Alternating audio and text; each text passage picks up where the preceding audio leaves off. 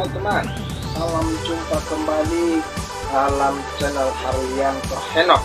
Nah, sobat teman sekalian, kali ini kita akan membahas satu fenomena yang unik dan tentu saja sudah sama-sama kita ketahui apa yang sedang terjadi di negara kita ini, yaitu kelangkaan dengan apa yang disebut sebagai minyak goreng.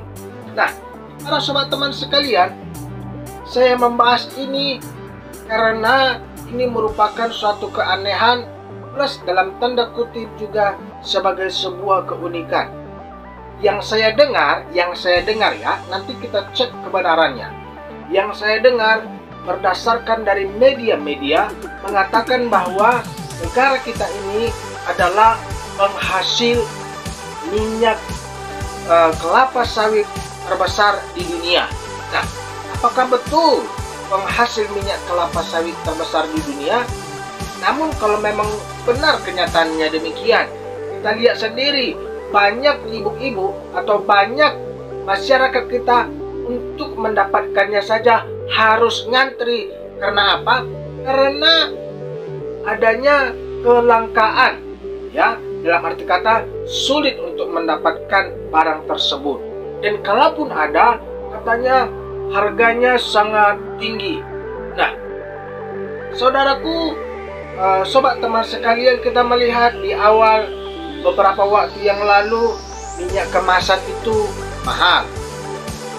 Dan di awal yang lalu minyak kemasan itu sangat langka karena saat itu harganya masih murah ya. Namun ketika pemerintah menaikkan harganya tinggi, tiba-tiba wow, banjir begitu, tiba-tiba banyak. Namun berbanding terbalik dengan minyak curah yang harganya murah, giliran sekarang minyak curah murah, justru minyak curah juga langka. Kita melihat banyak di media sosial foto-foto dari antrian para warga masyarakat untuk mendapatkan minyak murah tersebut. Nah, ada apa ini?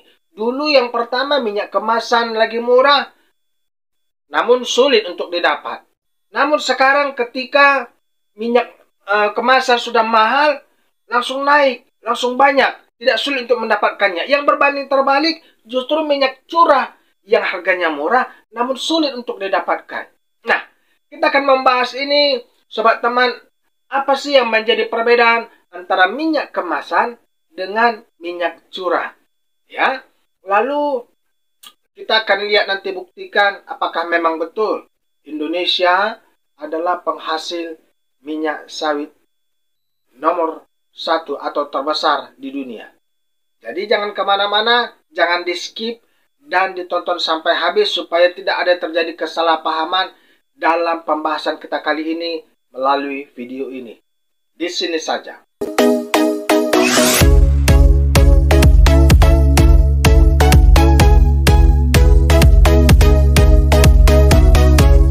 Ayolah sobat teman, seperti saya katakan tadi, kita akan membuktikan benarkah pendapat dari masyarakat yang mengatakan bahwa Indonesia adalah penghasil minyak kelapa sawit terbesar di dunia. Namun untuk sobat teman ketahui, kenapa saya katakan minyak kelapa sawit? Karena bahan baku dalam pembuatan minyak goreng adalah kelapa sawit.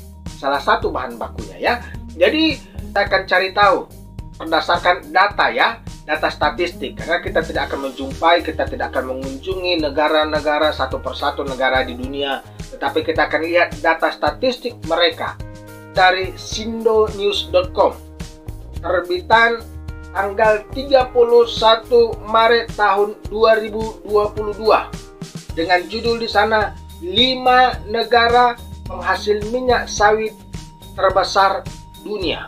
Nomor 1, penuh kejanggalan. Nah, kita lihat isinya, sobat teman.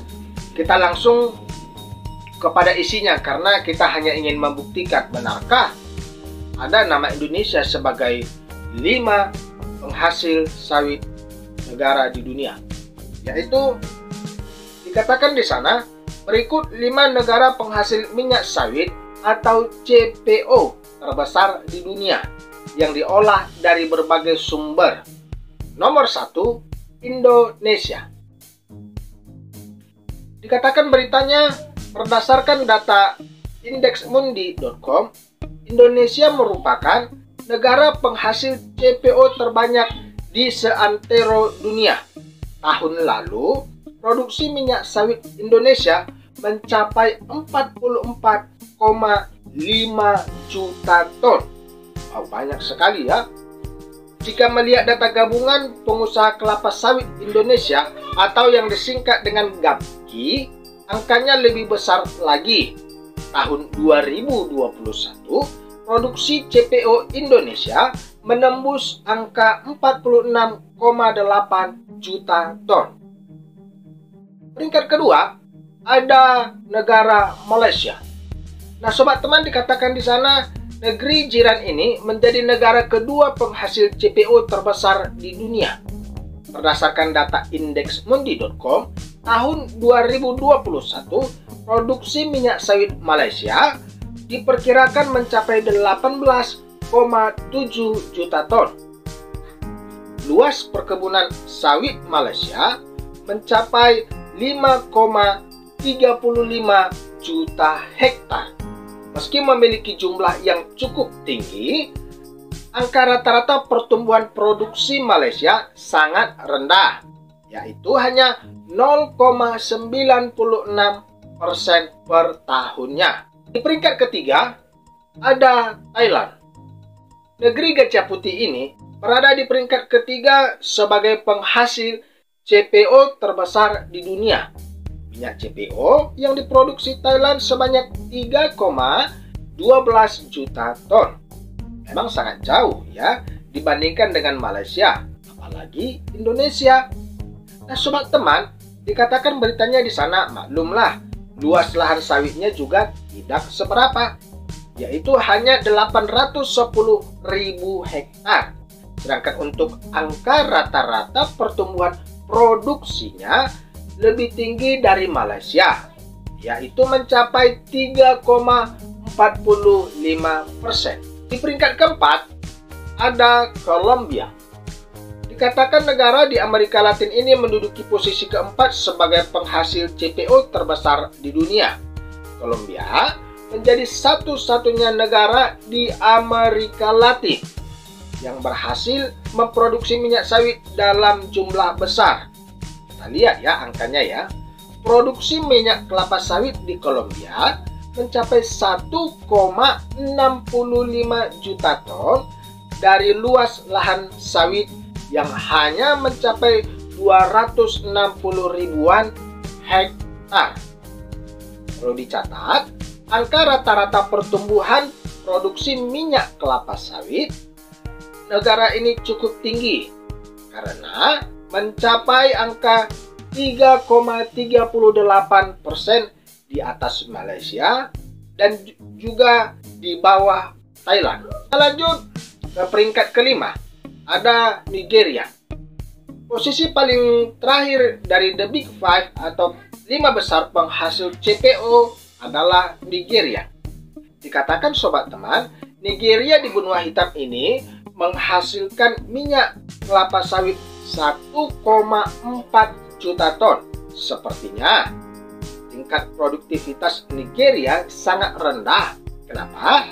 Karena sebenarnya mereka memiliki kebun sawit yang terbilang luas, yaitu luasnya mencapai 2,5 juta hektar. Nah, sobat teman, kalau melihat data yang tadi, memang nampaknya betul dikatakan berdasarkan data tadi bahwa Indonesia adalah penghasil terbesar nomor 1 di dunia, yaitu penghasil minyak kelapa sawit. Nah, namun kenapa masih mengalami kelangkaan? Ya, kita tidak tahu. Biarkan para pejabat, para pemangku kepentingan yang mereka mengetahui dan memberikan tanggungan jawab kepada masyarakat. Ya, saya mencari tahu tentang perbedaan. Apa sih yang menjadi perbedaan antara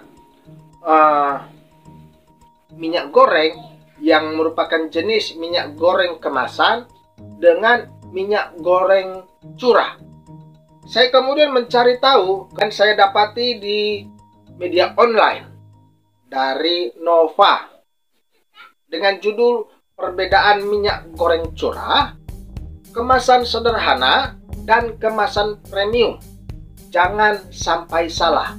Ini terbitan pada hari Kamis 3 Februari tahun 2022. Nah, kita akan lihat apa kata berita online ini tentang perbedaan minyak goreng tersebut. Dikatakan pada awal, yaitu perbedaannya pertama terkait masalah harga. Baiklah sobat teman, harganya tentu sangat berbeda. Kalau minyak goreng curah itu agak lebih murah, dan kalau minyak goreng kemasan itu agak jauh lebih tinggi di atas, karena mereka harus memperhitungkan biaya kemasannya yang dicetak secara khusus ya. Lalu perbedaan selanjutnya yaitu dikatakan aturan tersebut tertuang dalam Peraturan Menteri Perdagangan atau Permendag nomor 6 tahun 2022 tentang penetapan harga eceran tertinggi minyak goreng sawit. Yang menjadi perbedaan selanjutnya adalah minyak goreng curah adalah minyak goreng sawit yang dijual ya, yang dijual kepada konsumen dalam kondisi tidak dikemas dan tidak memiliki label ataupun merek. Sementara itu, minyak goreng kemasan adalah minyak goreng sawit yang dikemas dengan kemasan lebih ekonomis.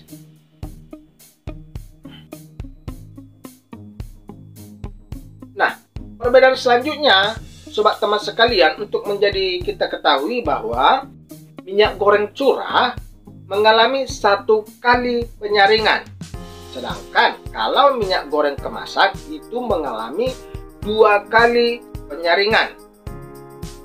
Nah, berdasarkan persyaratan SNI, minyak goreng curah cenderung tidak memenuhi pada 1 kriteria, yaitu syarat bilangan peroksida. Angka peroksida menunjukkan tingkat kerusakan minyak karena oksidasi. Minyak goreng curah cenderung terpapar oksigen dan cahaya yang lebih besar dibandingkan dengan minyak kemasan. Kenapa? Sebab distribusinya tidak menggunakan kemasan sehingga lebih mudah terpapar. Paparan oksigen, cahaya, dan suhu yang tinggi merupakan beberapa faktor yang mempengaruhi angka oksidasi. Nah, sobat teman, itulah tadi perbedaan-perbedaan dengan antara minyak kemasan serta dengan minyak curah. Ayo, kalian memakai minyak yang mana? Apakah kemasan atau minyak curah? Oke sobat teman, sekian video kita kali ini. Jangan lupa jikalau kalian suka untuk subscribe channel ini untuk mendapatkan informasi lebih menarik, dan silakan tulis pendapat kalian terkait dengan kelangkaan yang terjadi di negara kita. Jangan lupa untuk like dan share ke semua media sosial yang kalian punya. Terima kasih dan sampai jumpa.